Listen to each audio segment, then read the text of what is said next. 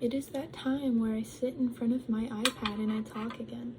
But it is okay because I'm not like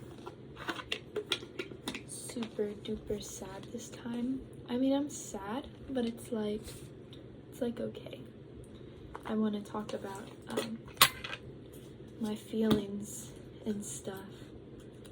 And I don't know if Dylan will ever see any of the stuff that I do say, but if you do end up watching anything, hello. Sorry, that's kind of weird. I don't know. Just don't cringe at me, okay?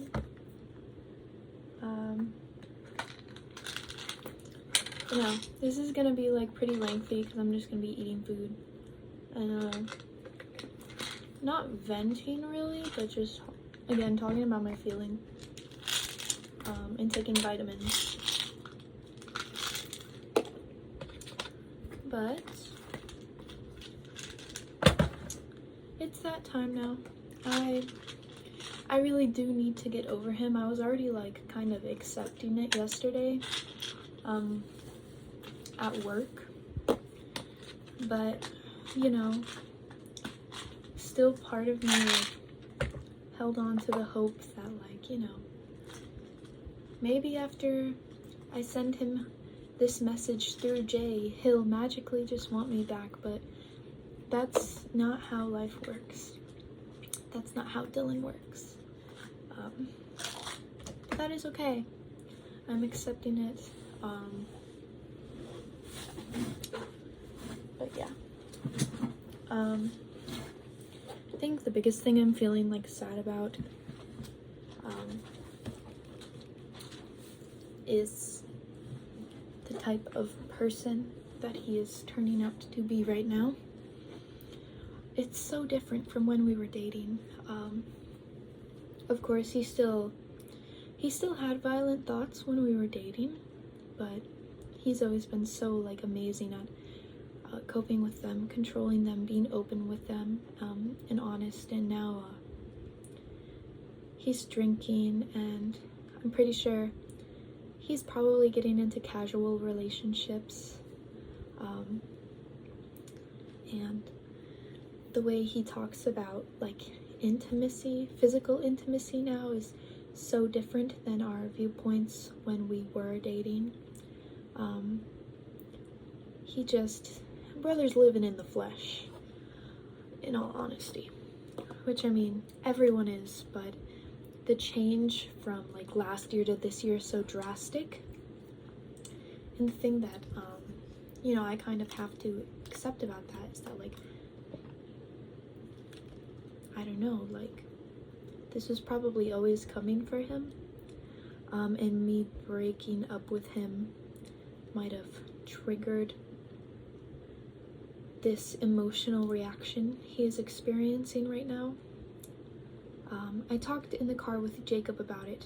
I was like, Jacob, I was talking to Jay, and I just feel really guilty because I feel like it's just my fault, like me breaking up with Dylan. Now he's acting so different, and it's just my fault. And Jacob was like, you have to like understand that that's an immature outlook, and the consequences that you bear are, one, how sad you are about it right now, and two, the fact that Dylan doesn't want to talk to you right now. And I was like, that's so real.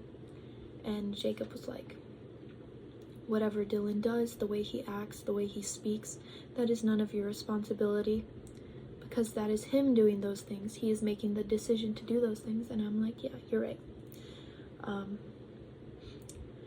I guess the thing that hurt the most and that kind of made me feel numb was the fact that Dylan thought he convinced himself that I broke up with him because I was bored. And also, I lost my first time to him, or I didn't lose it. Sorry, that sounds bad. I had my first time with him.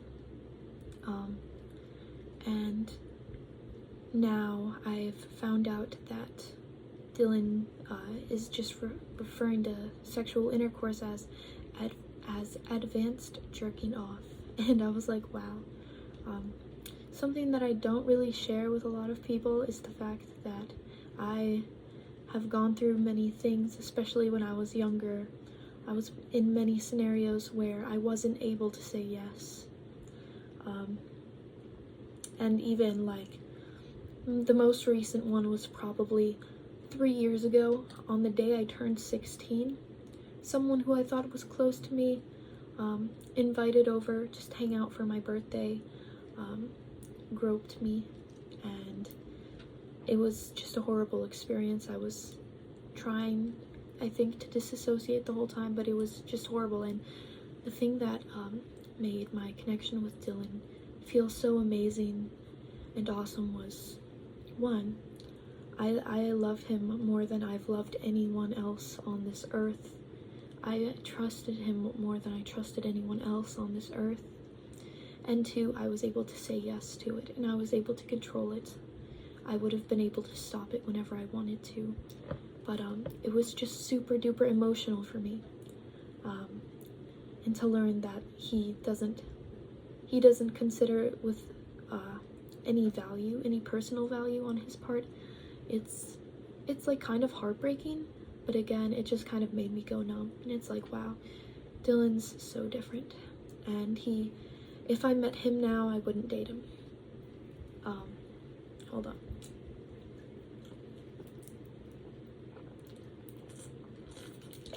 But I kept talking to Jay about it. I actually I've written probably close to 20,000 words about Dylan so far, just journaling and stuff. And it's gonna be great because I'm gonna be able to go look back on it and understand my feelings more. Hold on, I'm gonna turn on some music because I feel like this is a music mood. But I wrote kind of like a last kind of letter note thing to him to just like actually like explain to him why I broke up some more. Because after finding out that he just kind of thought I was bored with him or something, like wow, I really do need to explain myself to him more, because Dylan, I never got bored with you. You, so far, the love of my life. You loved me in a way that I am afraid no one will ever love me again. With such like passion and loyalty and understanding, and you comforted me even when I wouldn't accept that comfort. You've seen me and held me in kinds of ways that I've never wanted anyone to before. I'm gonna eat these vitamins really quick.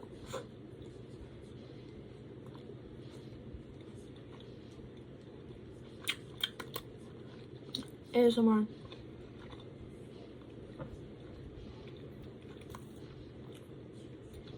I'm sorry.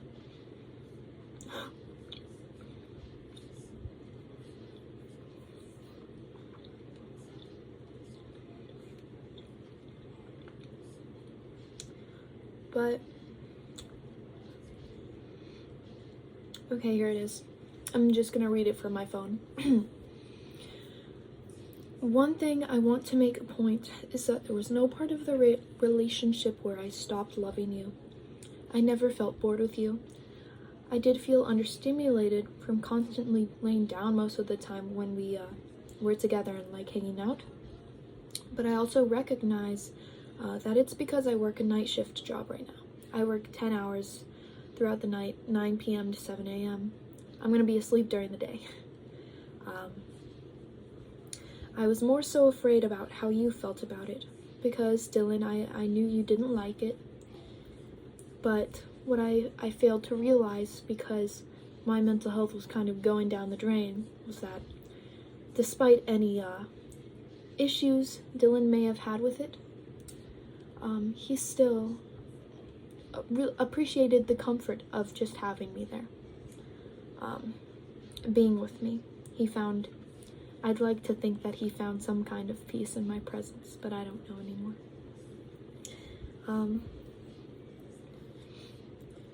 I felt the same way too.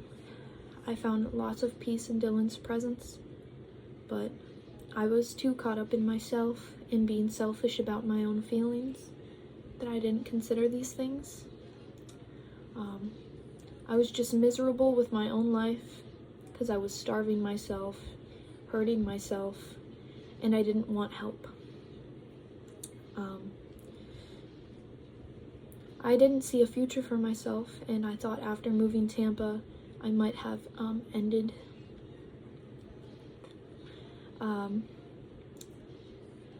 And I thought that I was going to make Dylan feel trapped, because who wants to do a 2-hour drive every weekend to see someone who doesn't have a car, who isn't in college yet? That was one of my biggest insecurities. I don't feel adult enough ever, which is stupid because I'm adult. I live with some roommates now. I'm gonna have a car soon. I got my license, so I'm proud of myself now. But again, I had a really unhealthy mindset. I was also being pressured by family and even some friends. They're like, Dylan's toxic. And I did feed into that. I feed heavily into what people say, again, because I feel like anything I think for myself, or I used to at least, I just needed second opinions. And I don't know, I just thought it was bad, and I thought breaking up would solve everything. Then I realized no, it solved nothing, and it made my life worse for a few months. But yeah, I just thought I would be holding Dylan back, which is crazy because at first I was so excited about moving to Tampa because my sister was like, we're gonna have so many opportunities here. I wasn't really. I mean, maybe I would have if I made connections there and I actually got a job, but I don't really know how I would have ended up if I moved to Tampa. But yeah, I was just being really selfish, and I wasn't putting enough thought into why I wanted to break up with Dylan, 2, if I was even making the right decision, but never at a point did I ever feel bored or like I didn't have a dopamine rush anymore. Dylan made me so happy. He's prevented me from doing a lot of things that he doesn't know about, like, harming myself in many types of ways. He got me into the gym, which is now one of my biggest passions, and he introduced me to God again after I had been rejecting him for so long, which I have to be honest, right now I'm falling off this, and I'm trying to cut back on cussing again, but I need to pray more. I feel like I've been getting signs because so many people at work, maybe it's because I don't wear sleeves and I'm sorry, jump scare, but I got scars on my arms. People are like, God bless you, God loves you, blah, blah, blah. Maybe they just see my arms and they think I'm like a devil child, or I just like to think that God is reaching out to me, to let me know that I'm not alone. But now I'm doing better. For a couple months, I think the night that he did block me, I did seriously try to well, I didn't try, but I was going deep with sharp objects. I was like, if I do end up, doing something that is too much, I don't care, because I don't want to be alive right now, but I do want to be alive. I have a lot of potential as a person. My life will go good. It's going to go better than anyways I expect, but I do need to move on, unfortunately. I know it's hard for me to accept, and I'm saying it now, but I'm still gonna be sad about it, kind of. I'm gonna have my moments, but just for me, it's how long am I gonna hurt myself over this? He doesn't want me, he doesn't like me, he doesn't feel any love for me. I don't want to think that he feels love for me. because that is going to be the easiest way for me to detach.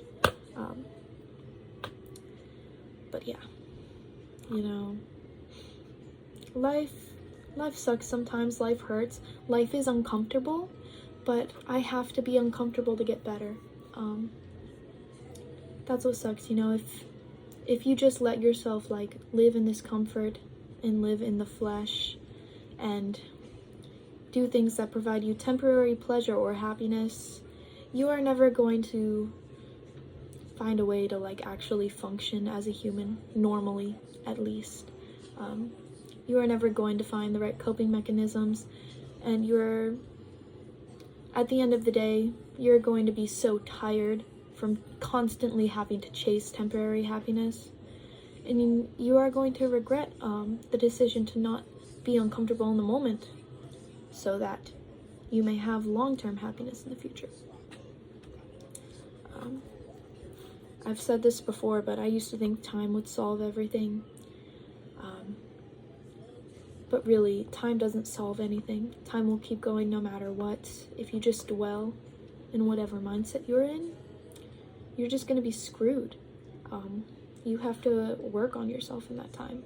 And the time is going to drag out so long while you work on yourself. And that's going to be the sucky part. But 6 months from now, I know I'm going to thank myself. And I know I'm going to be in a better place. And I know I'm not going to be sad anymore. Because my body, first and foremost, is more than just advanced jacking off. And I have a strong mind. I'm able to feel guilt. I'm able to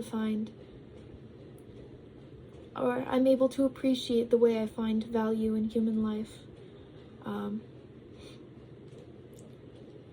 And I'm happy that I still love Dylan. I'm happy that I don't think he is a bad person. I'm just worried.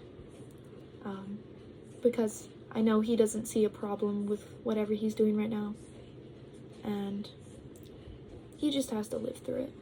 You know, you have to live and learn things, especially younger people. I'm glad that he's going through this while he is younger, because it is going to leave him with many lessons that are going to be so valuable for him.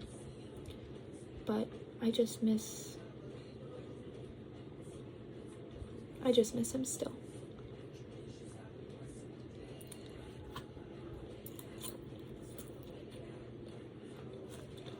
I need to pee again really bad, but Jacob is in the bathroom because he's going on a date at 8 a.m. He's gonna be in there for like an hour, so I have to hold my bladder. Sorry, I'm talking with my mouth open, it's so gross. Yeah. When I was at the gym today, I think I really screwed up my back. I was taking a 45-pound off of a Smith machine, and I like crouched down to put it back, and like I felt my back kind of like pop a little in this like burning sensation. It didn't like hurt that bad. It's like if you took a icy hot times a million. That's what it felt like. I'm like, wow, I'm gonna be so screwed and sore tomorrow. Like, I'm so screwed. But guys, body is key. And I'm actually eating food, so I'm happy. Let me show you like body tea butterface. I don't care. Do you see that? Oh, I'm bad. I'm literally so bad. Yeah, look, this is chicken steak, spinach, and avocado. I take really big bites.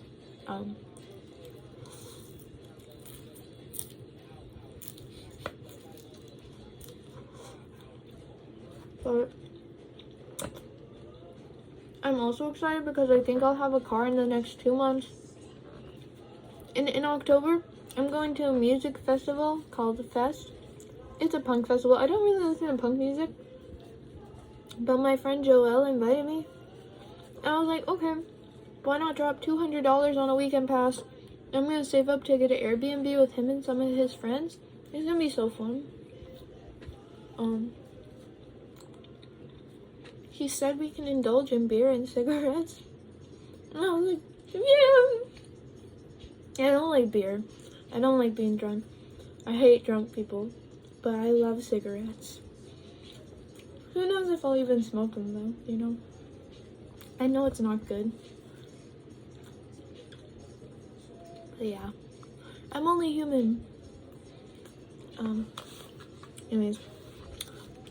I think I'll end the video now. Bye!